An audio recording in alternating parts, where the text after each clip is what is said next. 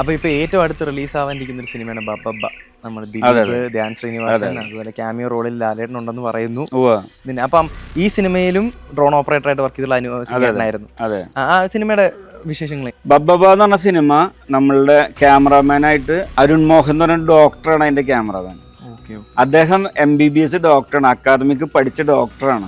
പക്ഷെ അദ്ദേഹത്തിന് സിനിമാറ്റോഗ്രാഫിനോടുള്ള ക്രൈസ് കൊണ്ട് ആള് ഡോക്ടർ പണി വേണ്ടാന്ന് വെച്ചിട്ട് സിനിമാറ്റോഗ്രാഫിയിലേക്ക്. ഇത് അദ്ദേഹത്തിന്റെ രണ്ടാമത്തെ സിനിമയാണ്.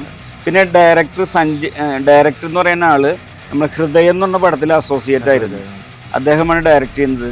സത്യം പറഞ്ഞാൽ ഞാൻ നിരവധി സിനിമകൾ, 200ഓളം സിനിമകൾ നമ്മൾ പല ഭാഗമായിട്ട്, ചിലതിൽ ഞാൻ മെയിൻ ഓപ്പറേറ്റർ, ചിലപ്പോൾ വേറെ ഒരാളുടെ ഓർഡർ ആണെങ്കിൽ അദ്ദേഹത്തിന് ഞാൻ ഫ്ലൈ ചെയ്യാൻ കൊടുക്കും, ഞാൻ സെക്കൻഡ് ഓപ്പറേറ്റർ.